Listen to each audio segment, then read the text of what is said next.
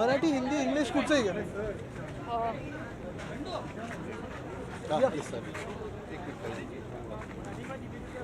अरे आप पूछो ना, मैं हर बार बोलता हूँ. अरे एक मिनिट, वो एजन्सी वालों को भी बुला लो ना, तो बाहर. सचिन अहिर यांनी आज एक मिनिट, सगळे रोल नाही झालेत. केसरी गटाला एक मोठा धक्का एक मिनिट, रोल नाही झालेत. आता नेक्स्ट तुम्ही घेणार आहे. आम्ही रिप्लेसमेंट शोधली आहे. एक मोठा धक्का लाल बिल्ला आणलाय का? सचिन अहिर आपले जवळचे आमदार आज एकनाथ शिंदे यांच्याकडून सभापतीपदाचा उमेदवारी अर्ज दाखल केलेला आहे. पहिली प्रतिक्रिया काय?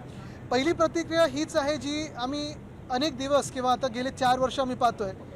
जे जवळचे लोक आहेत ज्यांना सगळं काही मिळतं, हेच स्वतःच्या स्वार्थासाठी जे निघून जातात, हे आम्ही आता पाहत आलो. याच्यात काही नवीन नाही, धक्का बसण्यासारखं काही नाही आहे.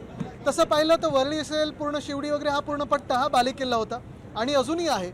जी मतं आम्हाला मिळत आलेली आहेत तिथे आपण पाहिलं असेल, जे काही आधीपासून आत्तापर्यंत जो प्रवास आहे हा बालेकिल्ला अजूनही राहिलेला आहे आणि आमचं तिकडचं काम बोलतं. म्हणून कोणी येण्यानी कोणी जाण्यानी धक्का काही बसत नाही. पण एकच दुर्दैवाचं आहे की ज्यांना आम्ही सगळं काही दिलं, जवळ होते. बरं, ही एक व्यक्ती अशी नाही की आदित्य ठाकरे भेटतच नाही, ते बोलूच नाही शकत, कारण परवा पण आम्ही पुण्यातून एकत्र चालो. हे सगळं जरी खरं असलं तरी प्रश्न हाच येतो की अजून काय पाहिजे तुम्हाला, अजून किती ओरबडणार. म्हणजे स्वतः आमदार आहेत, जी प्रभाग समिती तिथे मी त्यांच्याच मुलीला NGOच्या जे काही कोटा असतो त्याच्यातून प्रभाग समिती दिलेली आहे. भावाला मी BSCची समिती दिलेली आहे. भारतीय कामगार सेनेत पद आहे, शिवसेनेत उपनेता पद आहे.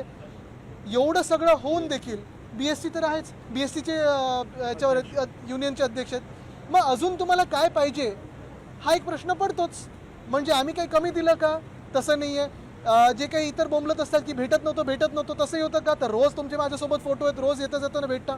मग अजून काय करायचं तुमच्यासाठी? रोज काय तुमच्या आरत्या करायच्या का?